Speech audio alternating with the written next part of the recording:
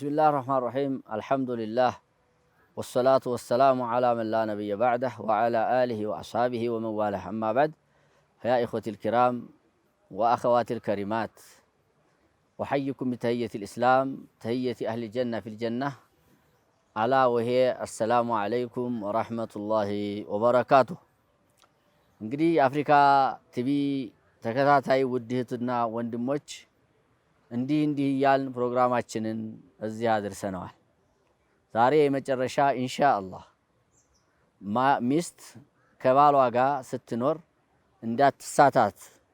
እንዳትሳሳት በእኒህ ስህተቶች የተነሳ ባሏ እንዳይጠላት፣ ትዳሩ እንዳይበላሽ ወይም የጭቅጭቅ ቤት እንዳይሆን፣ ፍቅር ያጣ ቤት እንዳይሆን፣ በረካ እንዳይነሳ ያልኳቸውን ነገሮች የመጨረሻ ዛሬ አጠር አድርጌ የተወሰኑ ሐሳቦችን አነሳለሁ። እነዛን በጥሞና ተከታተለሽኝ አደራሽን እረሚልኝ። የመጀመሪያ አልኢንፊዓሉ ሸዲድ ወልገضብ፣ ዝም ብሎ ቦግ ማለት መቆጣት የሚባል ነገር ከትዳር ጋር ጥሩ አይደለም። መቻቻል ነው መቻል ነው ደጉ እንጂ መቆጣት የሚያመጣው ውጤት የለም። ብንችል ቁጣችንን ዋጥ ብናረግ አጅር እናገኛለን።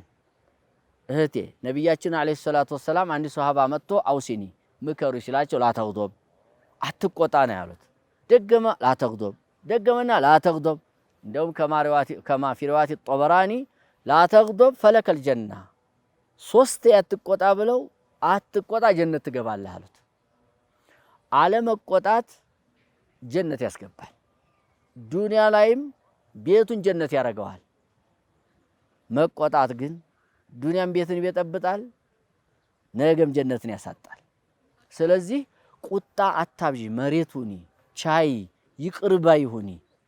በትንሽ በትልቁ አትቆጪ። ባለቤትሽ ነው፣ የትዳር ጓደኛሽ ነው፣ የህይወት ጓደኛሽ ነውና እሱንም አላህ ያብጀው መክር ያለው በቻልኩት አንቺም በጅለት፣ አትቆጭበት። መቼም ተሰው ስተት ተብረት ዝጌት አይቀርም ይባላል የአማራ ተረትና መሳሳቱ አይቀርም። ለምን ተሳሳካ አንለውም።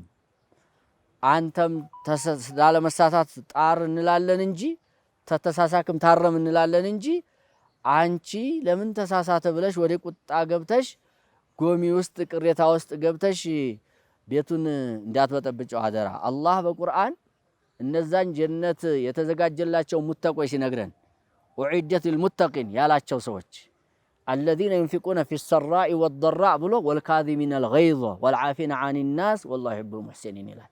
ቁጭታቸውን ዋጥ የሚያረጉ ይቅር የሚሉ ተዛም አልፎ መልካም የሚሰሩ ናቸው ነው የሚለው። እና ይሄ የበለጠ ደግሞ ሊሰራ የሚገባው ማንጋ ነው? ባልጋ ነው።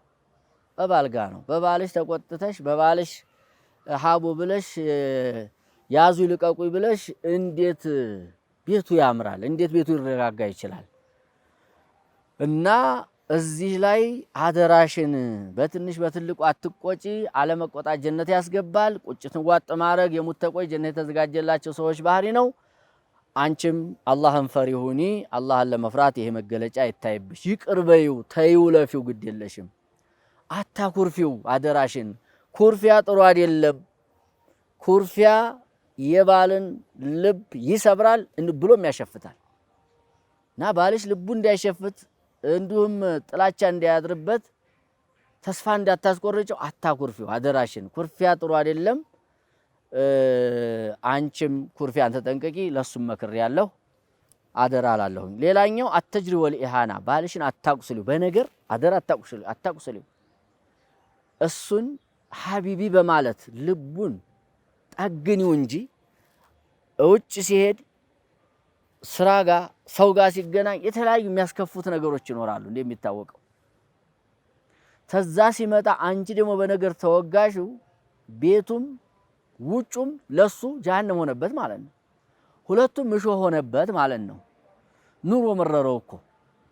የዚህን ጊዜ እንዲያው ያ አላህ ተዚህ ሁሉ ቢቀርብኝ ወደሚል ደረጃም ልናደርሰው እንችላለንና አትውጊው፣ አታቁስሊው፣ እንዲሁም አታሳንሹ፣ አክብሪው።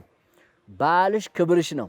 መቼም ሁሉም የሚያውቀው ሐዲስም ቢሆን ላስታውስ ነብዩ ሰለላሁ ዐለይሂ ወሰለም እንደ ሱጁድ ለሰው ቢቻል አይቻልም ለአላህ ብቻ ነው እንጂ ሚስት ለባሏ እንድትሰግድ ነበር የማዘው የሚለው ሐዲስ በጣም ብለምዱትም ወንዶች አላግባቡ ደግሞ ሚስትንም ለማዋረድ ቢጠቀሙትም ላኪን ግን መልእክቱን አንርሳው የቱን ያህል ክብር እንዲያለው ሱብሃንአላህ ለሌላ ለነብዩ እንኳን ሰለላሁ ዐለይሂ ወሰለም አዝ ነበር አላውም ለራሱ ማን ነው ያውም የተናገሩበት እኮ ሙዓዝ ኢብኑ ጀበል የሚባለው ሱሐባ ለጀግናዎች እዛ ኢራቅ ሄዶ ሱጁድ ሲወርዱላቸው አይቶ ይሄ ለነብዩ ነው የሚገባው ብሎ መጥቶ ወርዶላቸው ነው ባለማወቅ ስለሆነ ብዙም ባያወግዙትም ለወደፊት እንደማይፈቀር ተነገሩ በኋላ ቢፈቀር ኑሮ ለኔ ሳይሆን አስቢ እንግዲህ ለባሏ ነበር ሱጁድ እንድትወርድ አንዲትን ሴት የሚያዘው ሲሉ ነብዩ ሰለላሁ ዐለይሂ ወሰለም ባል መከበር አለበት እንጂ ልታሳንሽው በነገር ልትወጊው አይገባም ወላሂ ነገር ክፉ ነው ልብ ያቆስላል አይጠግንም በጣም አደጋ ነው እና ምላስሽን ሰብሰብ አርግለት ይሄንን አላህ የሰጠሽን ምላስ ዝክሪበት ለሱ ጥሩ ነገር አሰሚበት ቤቱ ጥሩ እንዲሆን ማለት ነው ወከዛሊክ ከባልሽ ጋራ ስትኖሪ ችግሩ የታሉ ችግሮችን አትደብቂ ይሄ ስተት ነው የጤና ችግር ሊኖር ይችላል የሌላም ችግር ሊኖርብሽ ይችላል የቤተሰብ ችግር ሊኖር ይችላል የሌላ ችግር ሊኖር ይችላል ሚስጥርሽን ለሱ ታልነገርሽ ለማን ትነግሪያለሽ ቢችል ችግርሽን ይቀርፍልሻል መታከም ተሆነ በጤና ዙሪያ ከሆነ ያሳክምሻል የቤተሰብ ችግር ኑሮ ከሆነ የቤተሰብሽን ችግር ቢችል በገንዘብ ሆነ በጉልበትም ሆነ ይፈታል እቤት ያለም ችግር ተሆነ ያንን ችግር ይፈታል ባይችል ዱዓ ያደርጋል አብሮ መፍትሄ ያፈላልጋል እና ችግርሽን አትደብቂው ሚስጥረኛሽ ባልሽ ይሁን የውጭ ሚስጥረኛ አታብጂ የሚል የዛሬ ለእህቶች የምመክረው ምክሬ ነው ስለዚህ እህቶች ከባላችሁ ጋር ስትኖሩ ሷሊህ ሆናችሁ ሐቁን ጠብቃችሁ በሱ የተነሳ ጀነት እንዲገቡ ሆናችሁ ጀነት ለመግባት ጥረት አድርጉ ሷሊህ ሴት ሁኑ ፈሷሊሃቱ ቃኒታቱን ሐፊዛቱን ሊልገይቢ ቢማ ሐፊዘላህ ሷሊህ ሆኑ ሴቶች አላህን ታዛዥ ናቸው ነብዩን ታዛዥ ናቸው ሰለላሁ ዐለይሂ ወሰለም ባላቸውንም ታዛዥ ናቸው በወንጀል እስካላዘ ድረስ ሐፊዛቱን ሊልገይብ የሩቁን ጠባቂ ናቸው ራሳቸውን ማለት ነው በዚህ ልክ ሷሊህ ሴቶች ናችሁ ሷሊህ ሴቶች ጋራ ጀነት እንድትገቡ ጥረት አድርጉ አደራችሁን ዓላማችን ትልቁ ግባችን የኛ የሙስሊሞች ጀነት ነውና ዱንያ ባላችን ሐቃችን ሊያሟላ ይችላል ሊያጓድል ይችላል ላይንከባከበን ይችላል አውቆም ሆነ አውቆም የማይችል ሆኖ በሁለቱም ወገን ጀነት ይበልጥብናልና ጀነትን በማሰብ ዛሬ እሱን ይቅርያል እሱን አስደስተን እሱን ሐቁን ጠብቀን በሱ የተነሳ ጀነት ለመግባት እንሞክር የሚል ለአንተም ላንቺም የምመክረው አደራዬ ነው አላሁ ሱብሓነሁ ወተዓላ የሷን ሐቅ ጠብቀን እነሱም የኛን ሐቅ ጠብቀው ተያይዘን ጀነት ምንገባ አላህ ያድርገን መግቢያ ላይ እንዳልኩት ትዳር ማለት ትልቅ ነው ዱንያም የህይወት አብረን የምንገፋበት ስርዓት ነው ጀነትም የሚቀጥል ነው ዱንያ ላይ ብቻ ያቆምም ላኪን ግን ታልሆነ